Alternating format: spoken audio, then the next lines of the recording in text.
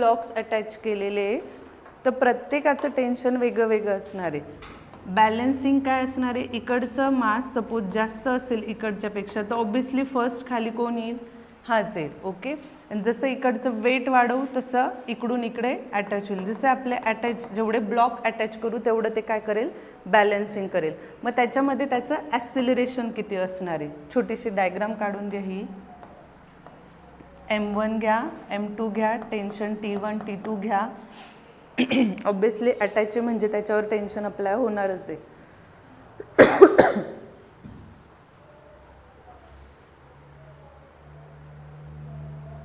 हेच derivation ॲटवूड machine म्हणून पण विचारलं जातं. सेम ॲक्सिलरेशन कॅल्क्युलेट करायचं असतं त्याच्यामध्ये.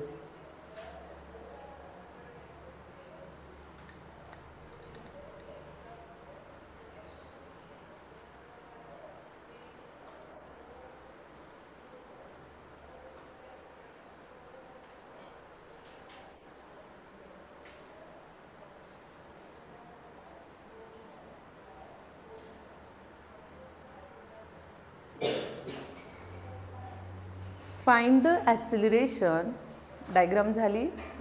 Find the acceleration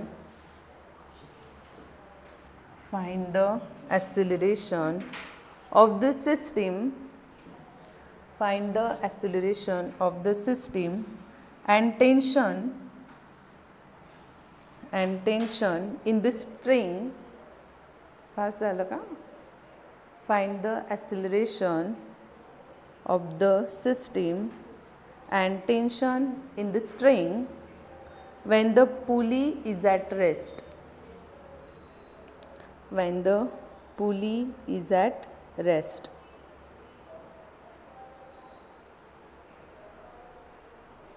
मग त्याच्यामध्ये first body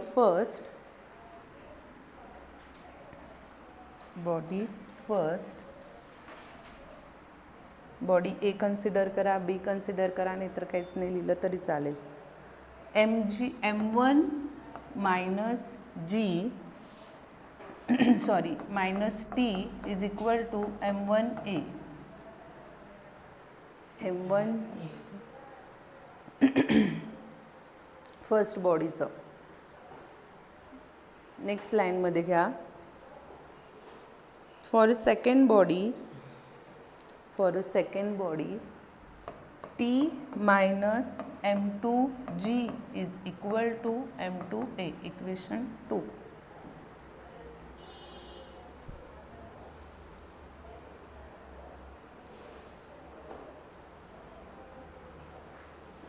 Now addition of equation first and second. काय येईल मग, M1G minus T plus T minus M2G is equal to M1A plus M2A.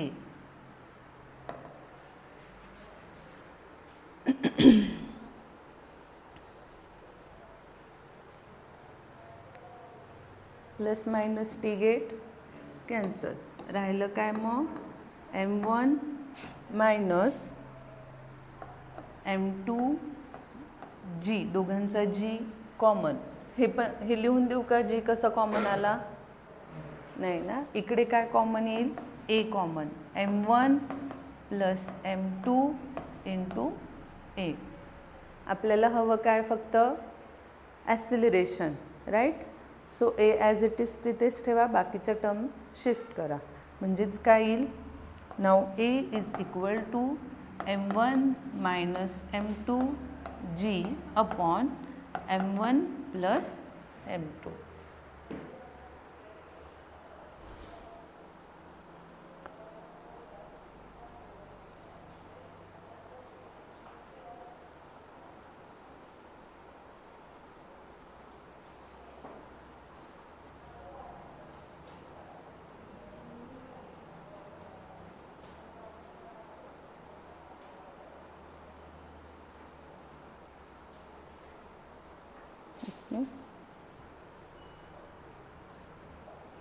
Next heading टाका, coefficient of restitution. coefficient of restitution.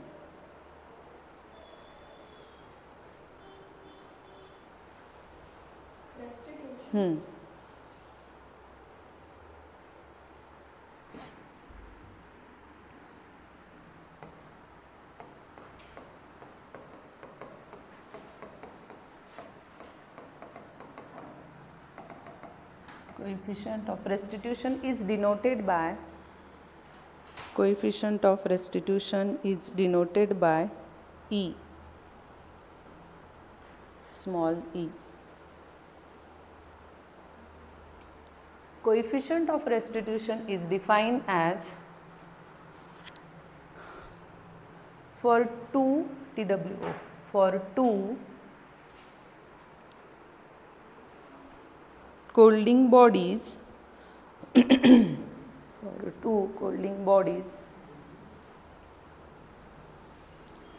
colliding for two colliding body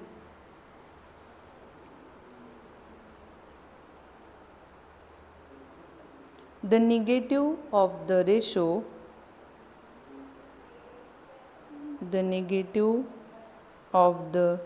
ratio of relative velocity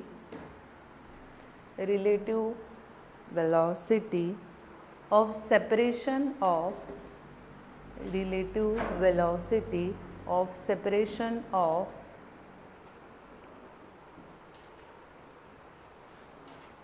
to the relative velocity of approach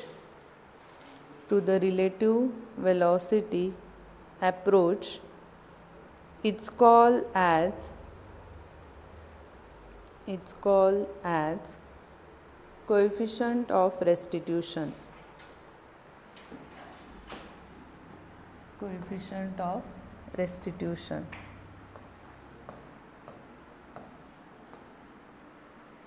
diagram काढून घे छोटेशा U1 U2 okay before collision and then after collision.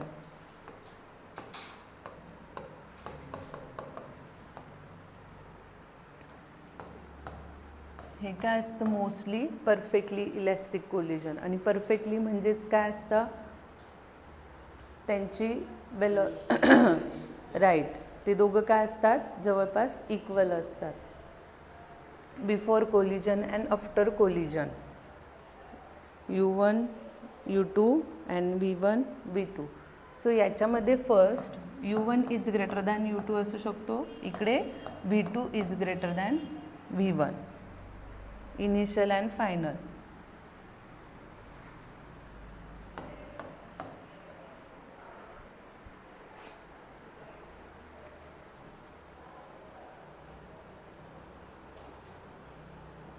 Next लाईनमध्ये घ्या E is equal to relative velocity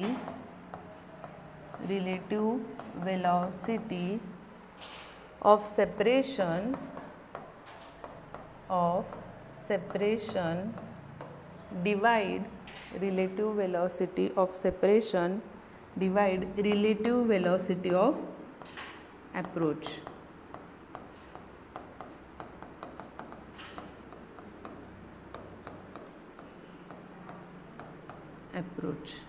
Okay, so E is equal to first upon U1 is greater than U2 घेतला तर काय येईल V2 minus V1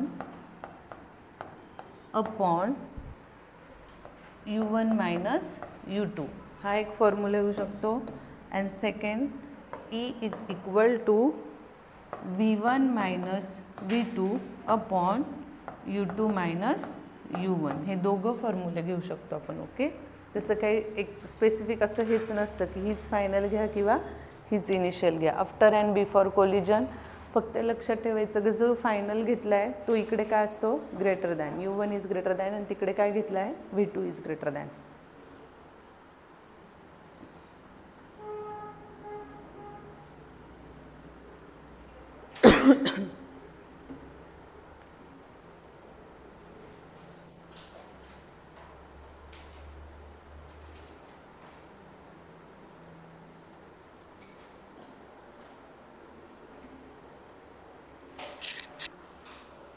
झालं. Next घ्या expression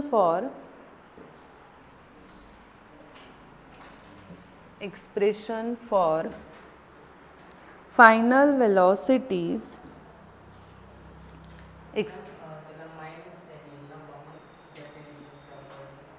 कशाला कोणाचा नाही मायनस कशी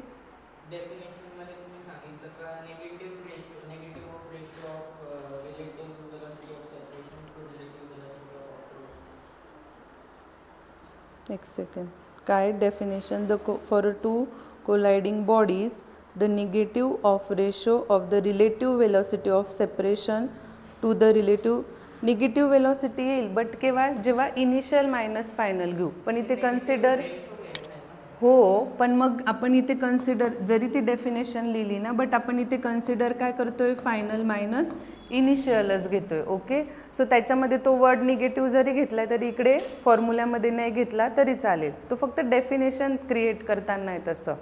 ठीक आहे. निगेटिव्ह का म्हटलं आहे इनिशियल मायनस फायनल म्हणजे अपोजिट डायरेक्शनला अपोजिट घेतलं पण आपण इथे before collision and after collision final minus इनिशियलच घेतोय राईट. सो तिथे जरी वर्ड निगेटिव्ह यूज केला आहे पण इथे हा पॉझिटिव्हच घ्यायचा. पॉझिटिव्ह रिलेटिव्ह वेलॉसिटी ऑफ काय येईल first relative velocity of separation upon relative velocity of approach. एकतर V1 मायनस V2 घेतल्यावर खाली U2 मायनस U1 घ्यायचा किंवा इकडे V2 मायनस V1 घेतला तर इकडे U1 मायनस U2 घ्यायचा.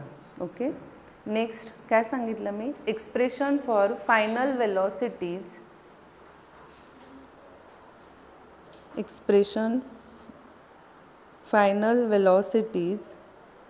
after a head on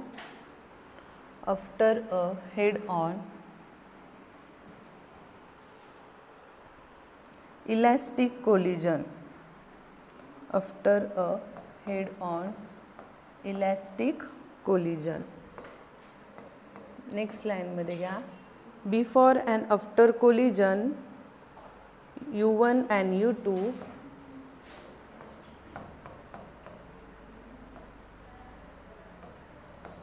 V1 and V2.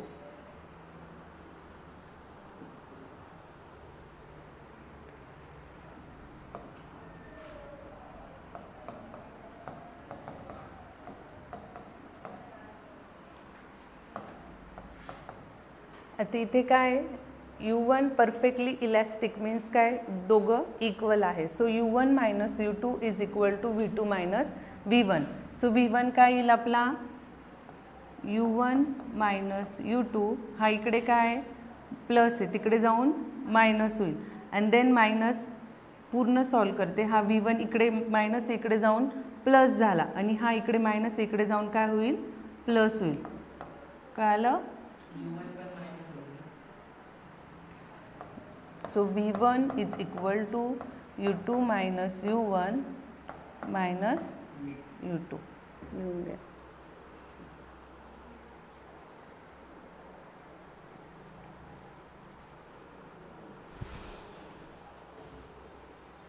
So he value कशामध्ये पुट करा या इक्वेशनमध्ये पुट करा. काय येईल मग M1 U2 plus M2 sorry 1 या इथे U2 is equal to M1 into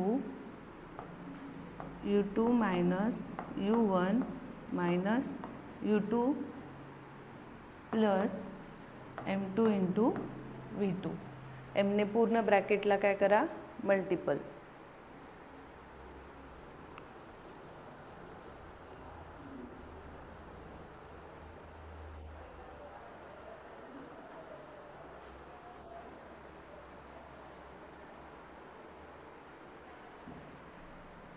इथे V2 या माझीच मिस्टेक होते.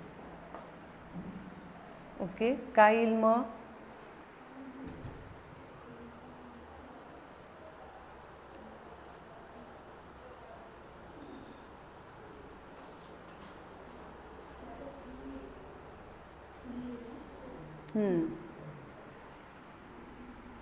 सो इकडे काय येईल M1 V2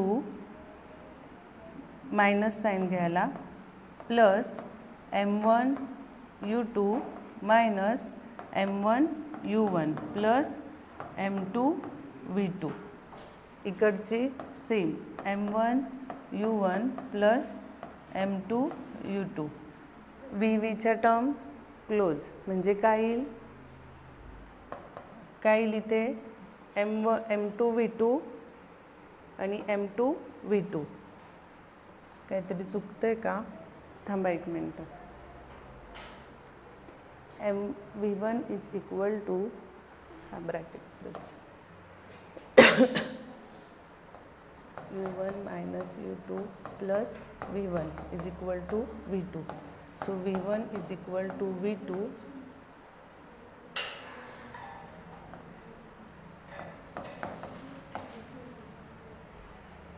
V2 ही व्हॅल्यू पुट करा थांबा सॉरी परत लिहिते मी थांबा first M1 U1 sorry is plus M2 U2 is equal to M1 V1 plus M2 V2 okay perfectly elastic आहे म्हणजे काय येईल आपलं V1 minus V2 is equal to U1 minus U2 काय झालं सो काय येईल V1 is equal to V2 इकडे मायनस आहे तिकडे जाऊन काय झाला प्लस झाला बाकीच्या term as it is plus U1 minus U2 he value याच्यामध्ये पुट करा ओके काय येईल मग M1 U1 plus M2 U2 is equal to M1 into V2 plus U1 minus U2 plus M2 V2 okay again M1 into V2 M1 V2 plus M1 U1 minus M1 U2 plus M2 V2 he V2 ची term आहे ही V2 ची term आहे V2 काय करा common M1 U1 minus M1 U2 plus in bracket M1 plus M2 V2 okay काय झालं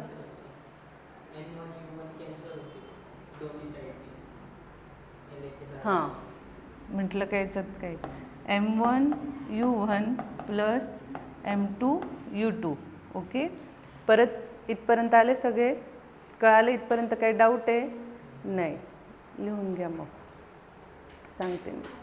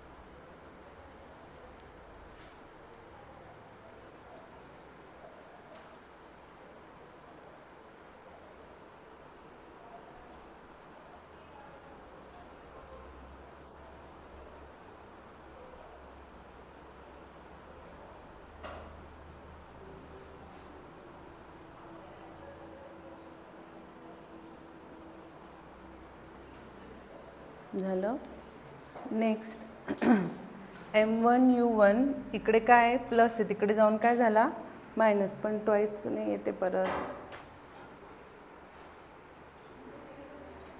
काय चुकलं परत? काही तुम्हाला दिसते का काही मिस्टेक होते का? ट्वाइस पाहिजे M1 U2.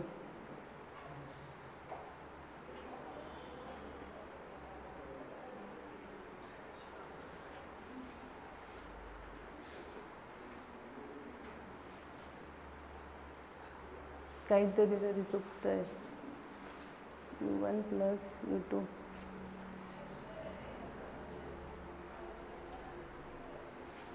तुम्हाला काही दिसतंय का? कुठे काही मिस्टेक होते का माझी? परफेक्टली इलास्टिक तर तेच असतं ना, U1 minus U2 minus U2 is equal to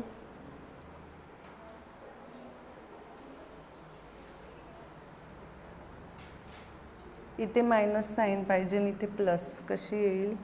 U1 minus U2 plus U2 V2 is equal to असं पाहिजे.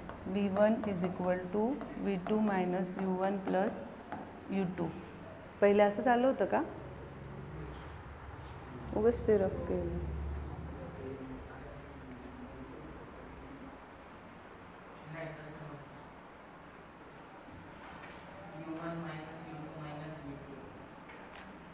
एक मिनिट, फक्त मी साईन चेंज करून बघते.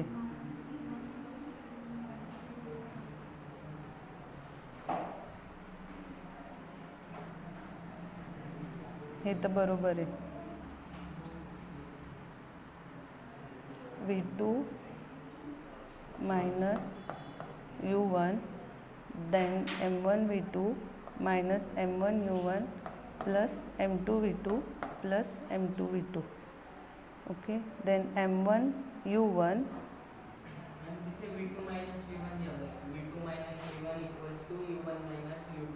कुठे? हे हे U2 मायनस U1 येईल ना, तेव्हा येईल. एक सेकंड, मग आता इथे करेक्ट येतं आहे का? M1 इकडे जाऊन काय झाला तो? M1 U1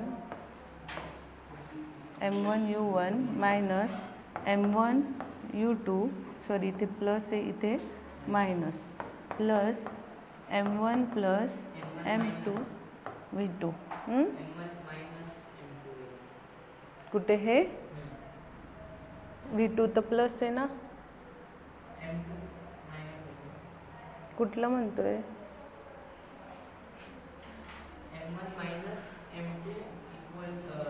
अच्छा इथे, ठीक आहे. M1 U2 plus M1 U1 plus M2 U2 minus M1 U2 is equal to M1 plus M2 V2. आपल्याला फक्त V2 हवा आहे, right? So V2 is equal to M1 plus M1 twice M1 U1 plus M2 U2 minus M1 U2 upon M1 plus M2, right आहे का? V2 is equal to twice M1 U2. याच्यामध्ये पण U2 common काढलं आहे. हां, आता हे sorry M1 U1 plus M2 minus M1 U2 upon M1 plus M2. हे लास्ट. फक्त क्लिअर करा साईनचं. ओके, सॉरी इथे माझ्याकडनं U2 मायनस U1. परत सगळं रफ करून एक्सप्लेन करू का? काय मला वाटलं मलाच सांगते. U2 मायनस U1 आपल्याला V1 पाहिजे. सो V1 काय राहील? ॲज इट इज तिथेच राहील, किंवा V2 ॲज इट इज तिथेच ठेवा, बाकीच्या टर्म शिफ्ट करा. म्हणजे V1 काय आला? V1 is equal to V2 minus U1 plus U2. Okay, ही स्टेप रफ करा, नाही तर परत कन्फ्यूज होईल. ठीक आहे. मग त्याच्यानंतर ही व्हॅल्यू कशामध्ये पुट केली? या फॉर्म्युल्यामध्ये पुट केली. पुट केल्यानंतर M1 U1 as it is, M2 म्हणजे LHS टर्म सगळी ॲज इट इज. फक्त इथे काय केलं आहे? V1च्या जागी हा फॉर्म्युला पुट केला. सो काय येईल? M1 V2 minus U1 plus U2 plus M2 V2 as it is. मग ब्रॅकेटने पूर्ण याला मल्टिपल काय केला M1. मग काय येईल M1 V2 minus M1 U1 plus M2 U2 आणि ही टर्म ॲज इट इज. आता याच्यामध्ये V2 V2च्या टर्म क्लोज आणल्या आणि V2 काय केलं ब्रॅकेटच्या बाहेर कॉमन काढला. ठीक आहे. सो मग राहिलं काय ही टर्म फर्स्ट आली M1 U1 plus M1 U2. बाकीची ही टर्म ॲज इट इज. त्याच्यानंतर नेक्स्ट हा M1 U1 हा इकडे मायनस इकडे जाऊन काय झाला प्लस आणि मग एक M1 आणि एक M1 U1 काय झाला 2 M1 U2.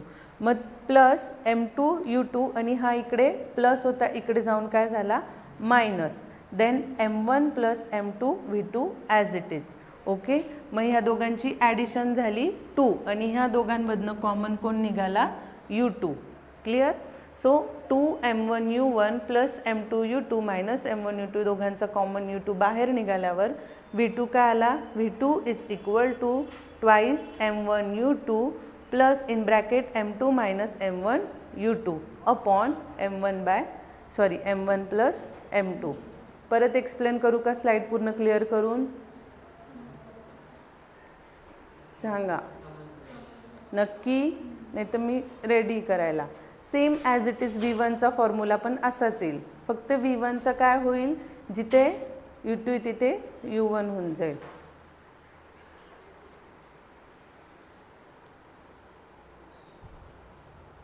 सॉरी माझी मिस्टेक झाली ते फॉर्म्युल्यामध्ये.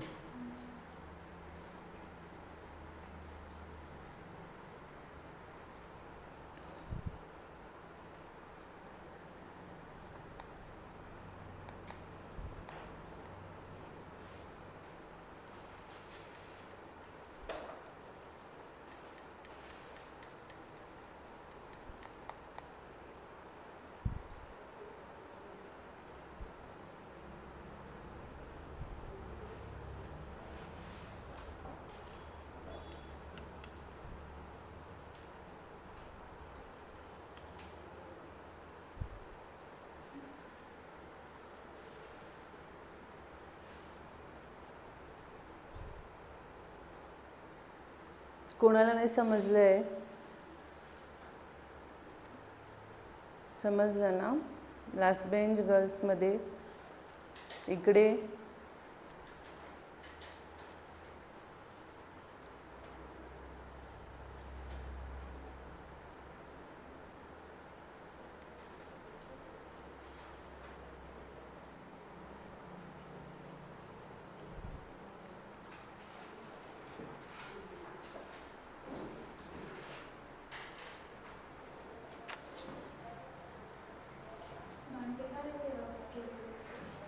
कुठलं स्लाइड मोठी झाली कुठे हे ना M1 U2.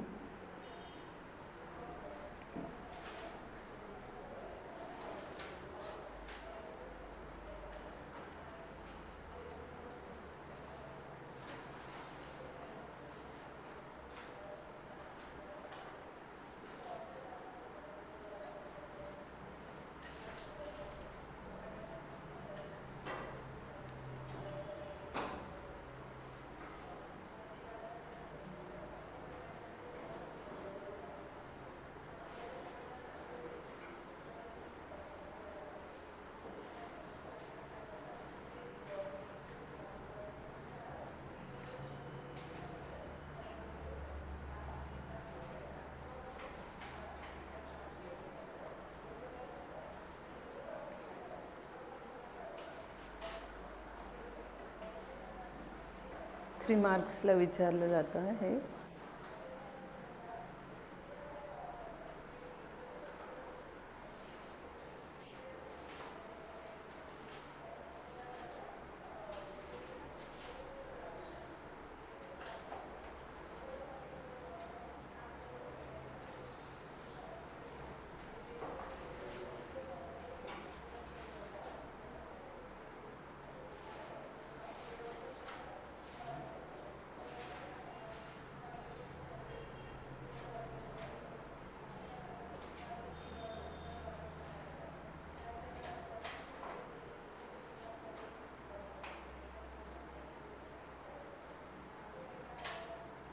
झालं लिहून सगळं. नेक्स्ट हेडिंग टाका.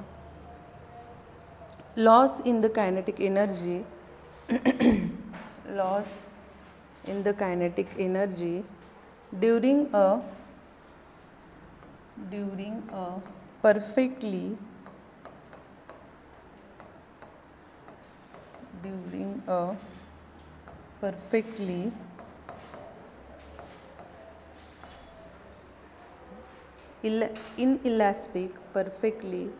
inelastic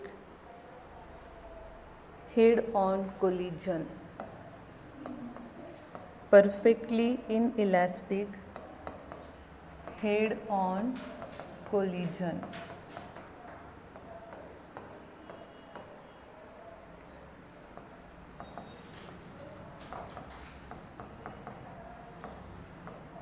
सो परफेक्टली इनइलॅस्टिकमध्ये टोटल कायनेटिक एनर्जी किती लॉस होते ते आपल्याला कॅल्क्युलेट करायचं आहे. सेम परत तोच formula after and before. But इथे इनइलॅस्टिक परफेक्टली इनइलॅस्टिकमध्ये लास्ट चेंज होतं का फायनल इनिशियल? नाही. दोघांची इनिशियल वेलॉसिटी फायनल वेलॉसिटी ही कशी असते? सेम असते, इक्वल असते. म्हणून इथे V1 V2 आपण कन्सिडर केलेला नाही. नाव नेक्स्ट लाईनमध्ये घ्या. त्याच्यामध्ये we know that before and after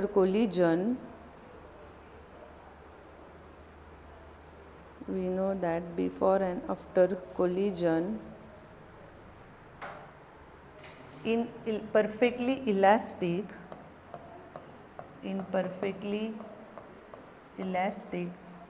the velocity is same.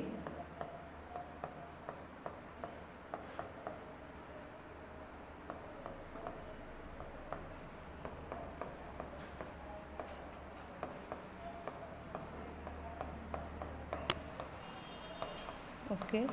So त्याच्यामध्ये आपल्याला इनिशियल मायनस काय करायचं आहे? फायनल. की किती लॉस झालेली. ओके. कितीने लॉस झाली म्हणजे इनिशियल मायनस कायनेटिक एनर्जी कितीने लॉस झाली ही initial minus final. So initial kinetic energy काय आहे? Half m1 u1 square plus half m1 u2 square. But final जी आहे तिच्यामध्ये चेंज झालं आहे का? नाही. सो ती काय राहणार आहे? ॲज इट इज हाफ काय असणार आहे आपली? First mv square m1 v1 plus half m2 v1 and v2 राहणार नाही ते. ठीक आहे. मग याच्यामध्ये काय आहे? Same as it is. जसं आपण आधीच्या याच्यात काय कॉमन काय बाहेर निघेल? Half m1 and m2. म्हणजे इक्वेशन काय येईल? Half m1 u1 square plus half इथे काय येईल? m1 u2 square minus half काय येईल इथे? v square v square m1 plus m2 as it is. आणि v स्क्वेअर आपल्याला काय पुट करायचं आहे? हां. ठीक आहे. आधी एवढं लिहून घ्या. First loss in kinetic energy हे 3 इक्वेशन लिहा. Then loss in kinetic energy initial minus final.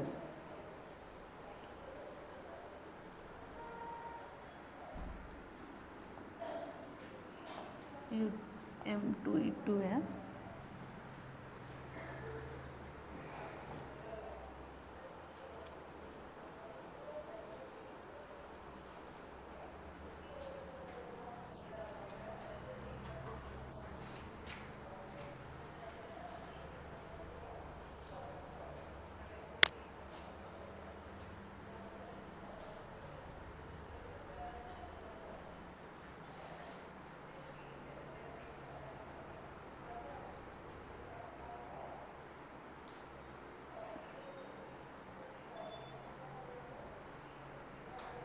आणि त्याच्यामध्ये फर्स्ट स्टेपमध्ये हाफ हाफ काय निघेल?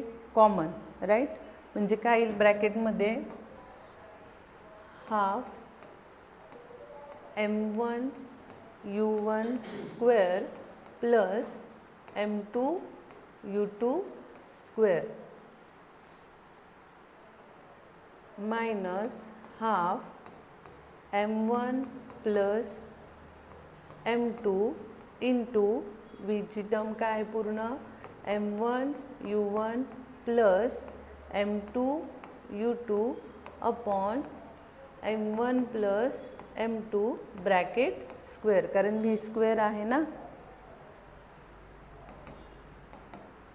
सो ही step as it is M1 U1 square plus M2 U2 square minus half M1 M2 in bracket या पूर्ण टर्मचा स्क्वेअर होऊन जाईल.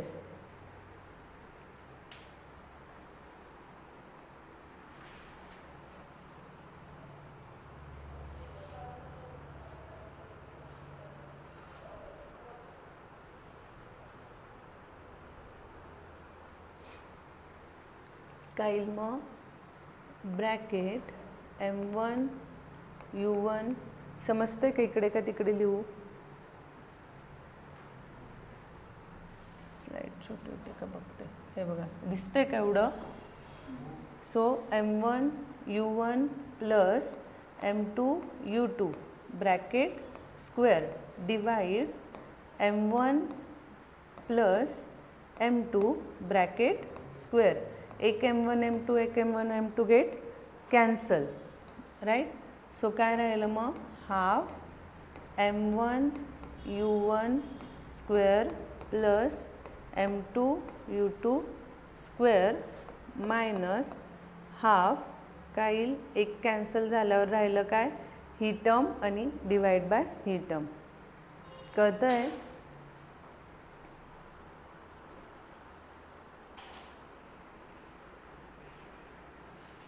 इकडे लिहू का. ओके, मग दोघांमधला काय कॉमन निघेल हाफ हाफ कॉमन.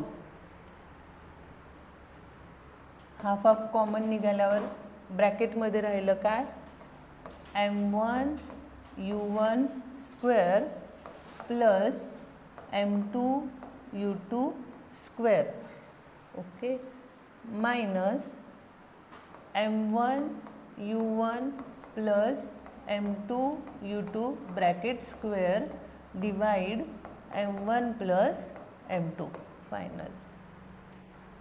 म्हणजे किती कायनेटिक एनर्जी लॉस होते तर इतकी चेंज इन कायनेटिक एनर्जी त्यामध्ये काय होते लॉस होते.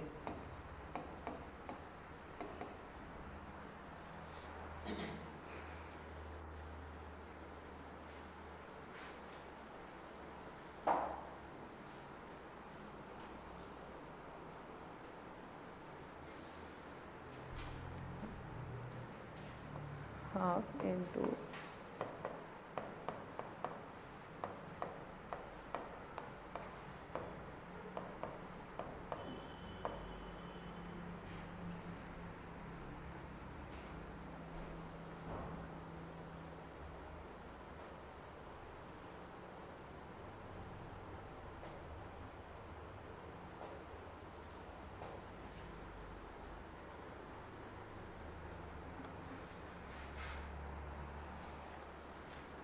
परत एक्सप्लेन करते. त्यांनी काय म्हटलेलं आहे परफेक्टली इनइलॅस्टिक. परफेक्टली असल्यावर त्यांची जी एनर्जी असते वेलॉसिटी असते ती लास्टची काय असते इक्वल असते.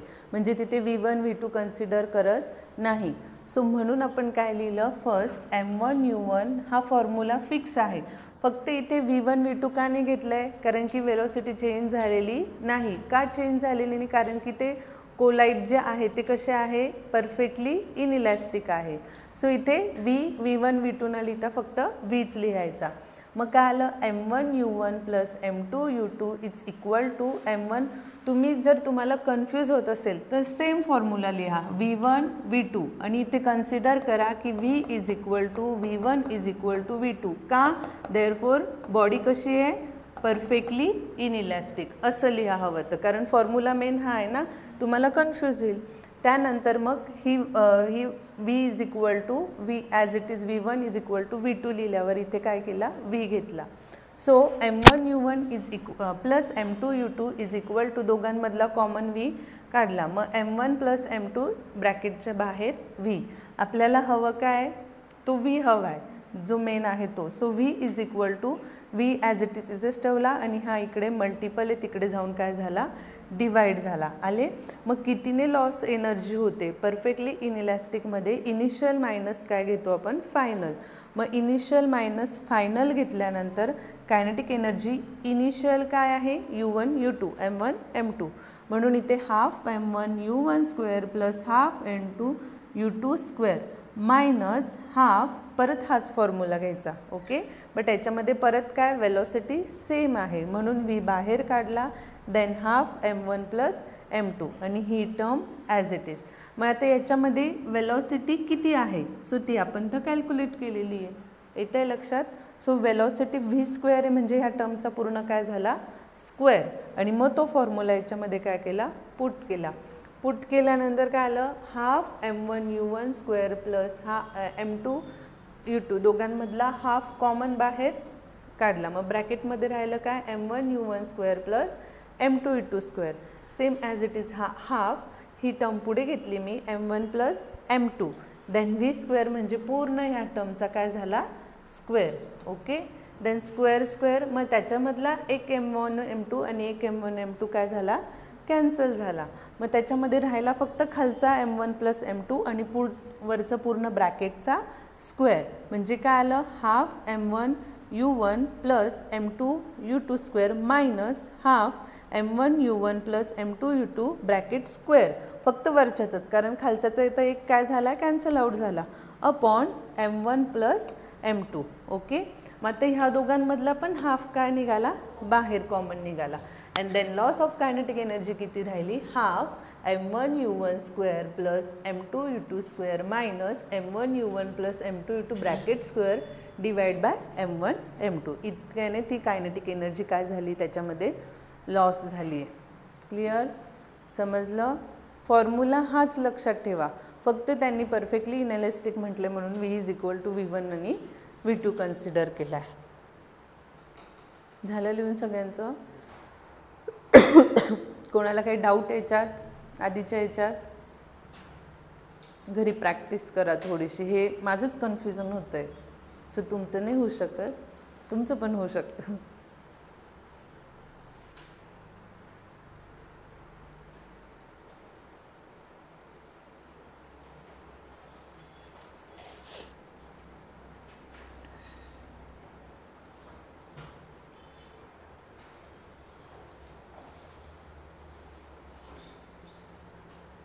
नेक्स्ट हेडिंग झालं आहे सगळ्यांचं लिहून. इम्पल्स, नेक्स्ट हेडिंग टाका, impulse.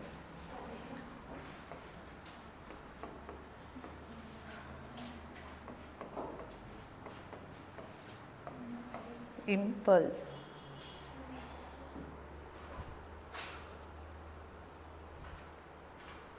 Impulse is the change of momentum. Impulse is the change of momentum of an object when the object is act upon by a force. The object is act upon by a force for an interval of time. For an interval of time. Repeat करते. Impulse is the change of momentum of an object when the object is act upon by a force for an time interval. Okay. Next, yeah. Impulse is the product of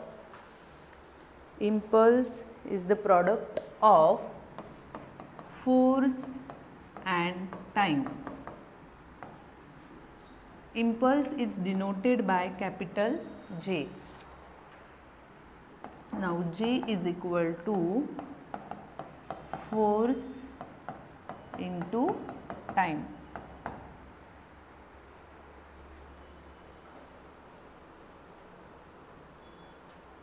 okay.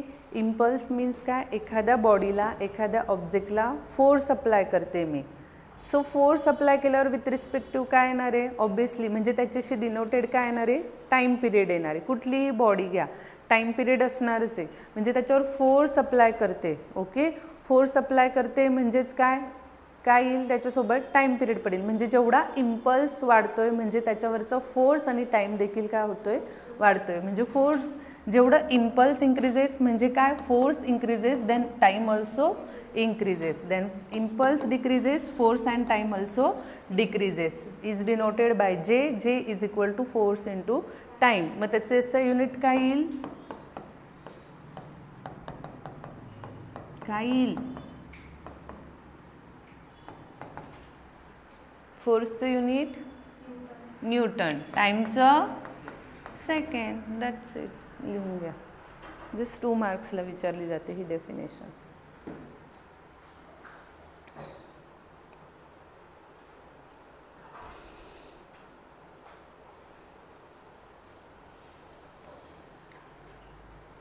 Dimension of impulse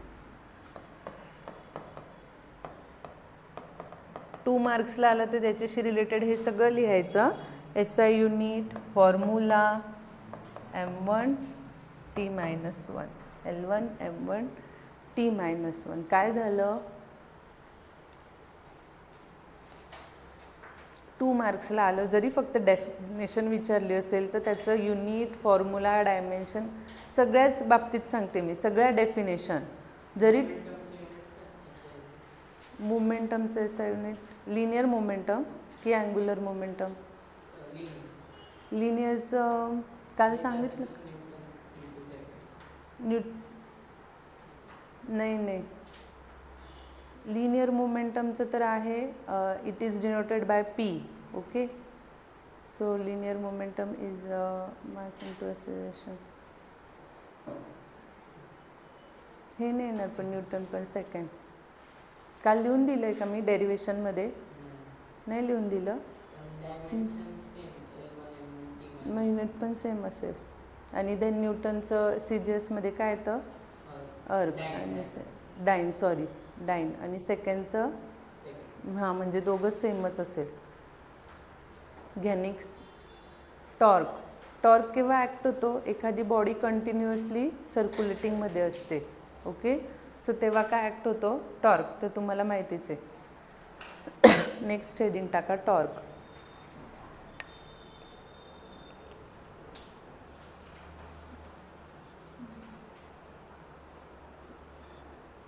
torque is, हे पण 2 मार्क्सलाच विचारतात.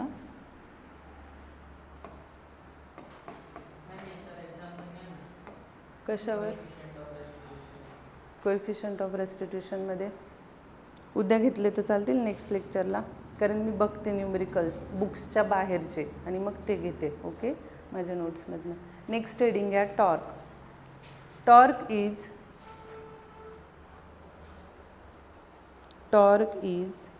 the product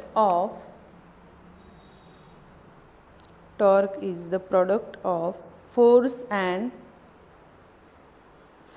and perpendicular distance.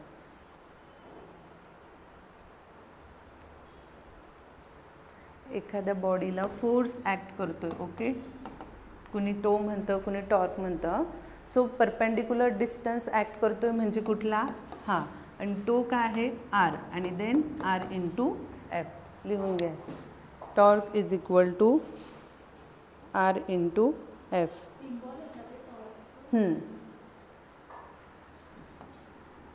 उलटा J किंवा half circle. Unit is newton metre. Unit is Newton meter. Dimension is, काय येईल मग dimension, force आहे आणि R मीन्स मीटरमध्ये जाईल म्हणजे काय येईल, राईट. हे लिहिलं, फॉर्म्युला लिहिला, SI युनिट घ्या अँड देन अँगल येतो परपेंडिक्युलर म्हणजे RF साइन थीटा, अँगल जर मेन्शन केलेला असेल तर.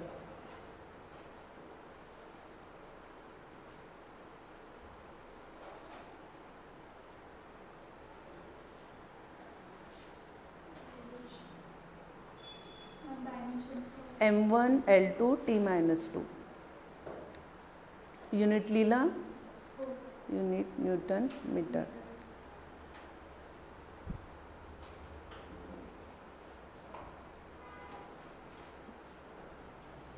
नेक्स्ट घ्या couple.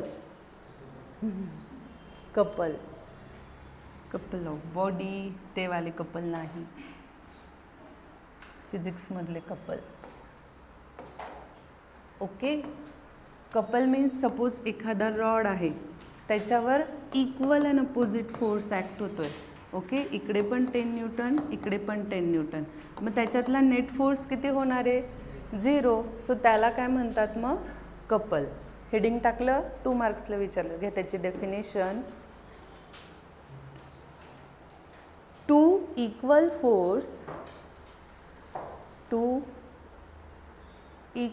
force but in opposite direction, two equal force but in opposite direction acting on a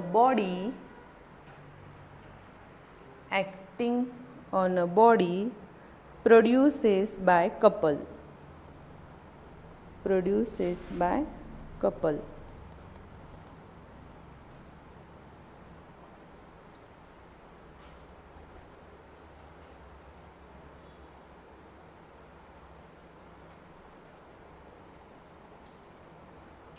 okay. Just definition 2 मार्क्सला. तुम्हाला एक होमवर्क देते, बघा जमलं तर. Distinguish between movement of force, it means torque, movement of force and movement of couple. जाऊ दे, मीच लिहून देते, कपलचं तुम्हाला नाही लिहिता येणार. movement of force in bracket torque लिहून घ्या. टॉर्क पण विचारू शकता, टॉर्क अँड कपल, किंवा movement of force and movement of couple.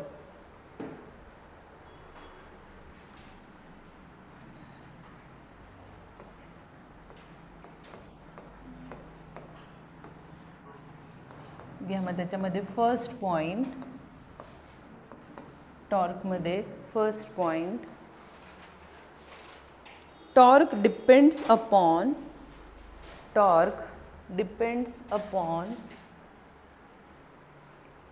the axis of rotation. Torque depends upon the axis of rotation and the point of application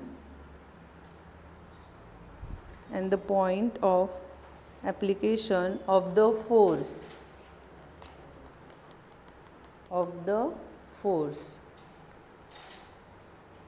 Movement of couple मध्ये घ्या. Torque depends only upon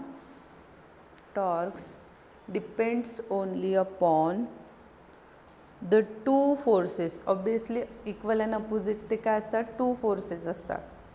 2 forces, that is it is independent of the axis of rotation. आहे लिहिलेलं, that is axis of rotation or the points of application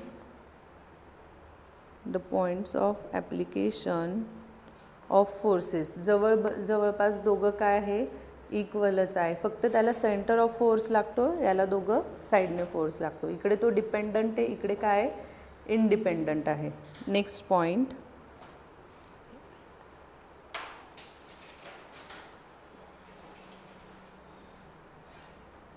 it can produce translational acceleration Also, it can produce translational and acceleration. Also, translational acceleration. Also, if the axis of rotation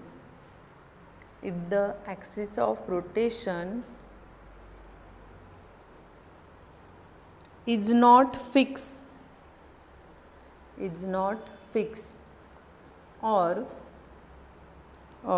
if friction is not enough. त्याच्यातला जर axis of rotation असं translation acceleration axis of rotation fix नसतो. Okay, आणि त्याच्यामध्ये axis of rotation fix नसतो, त्यामुळे friction हा is not enough. Clear. Next point घ्या. Does not produce movement of कपलमधला second. Does not produce any translational acceleration but produce only rotational or angular acceleration.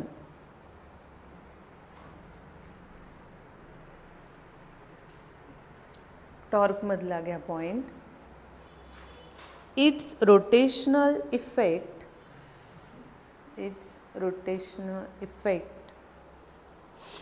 can be balanced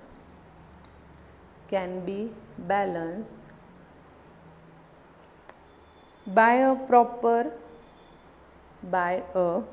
proper single force or by a proper couple.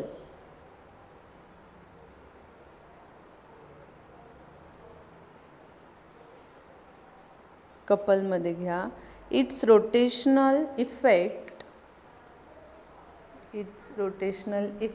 can be balanced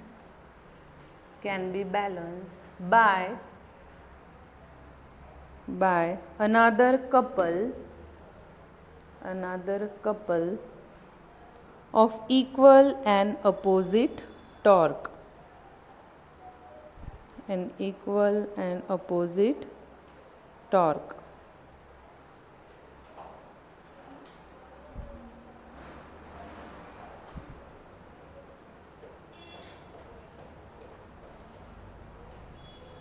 torque मध्ये घ्या. It is torque is equal to R into F formula.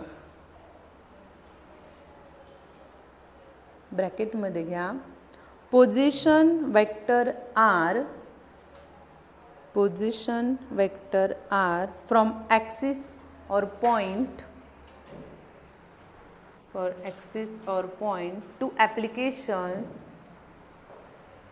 to application or point to application point cross with the force.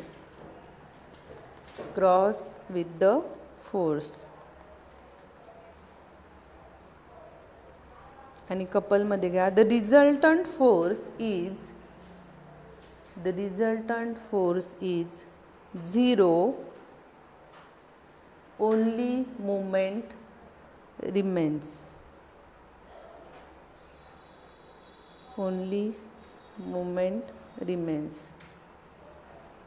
Okay, 2 मार्क्सला distinguish विचारलं जातं. Minimum 3 तरी points पाहिजे.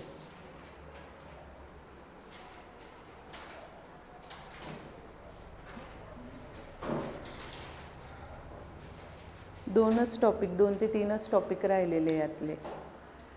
Equilibrium, centre of mass, centre of gravity. Equilibrium म्हणजे काय लिहून नाही देते आज. जस्ट इक्विलिब्रियम म्हणजे काय केमिस्ट्रीमध्ये असेल नाही. इक्विलिब्रियम मीन्स काय equal.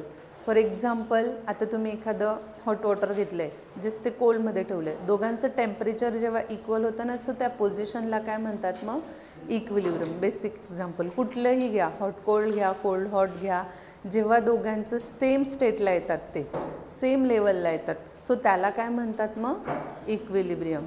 Centre of gravity, centre of gravity means काय, कुठलीही वस्तू ऑब्वियसली कुठे जाणार आहे, डाऊनवर्डलाच जाणार आहे. ओके, सो डाऊनवर्डला जरी जाणार आहे, सो त्याचा एक पॉईंट ऑफ व्ह्यू आहे की तो काय होणार आहे, सेंटर ऑफ ग्रॅव्हिटी.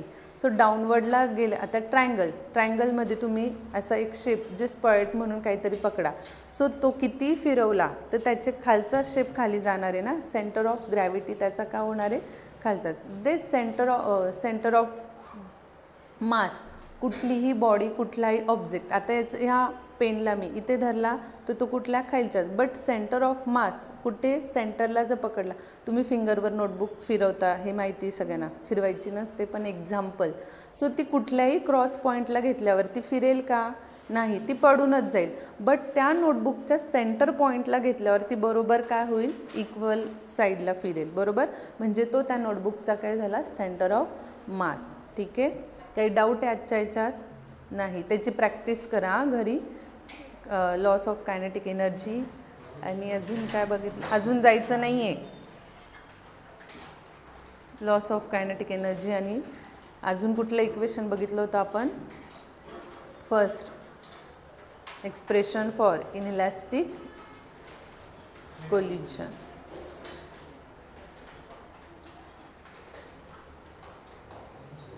आजचा टॉपिक कुठला समजला नाही असं काही आहे का, नक्की गर्ल्समध्ये समजतं आहे ना. काही डाऊट असेल, काही विचारायचं असेल तर लगेच विचारा, किंवा घरी जाऊन स्टडी करून माझ्या काही मिस्टेक झाल्या असेल, किंवा तुम्हाला काही डाऊट असेल, तुम्हाला काही क्लिअर नसेल तरी. 2 डायमेन्शन कोलिजन, ओके, घेईल. बाकी राहिलं असेल चुकून.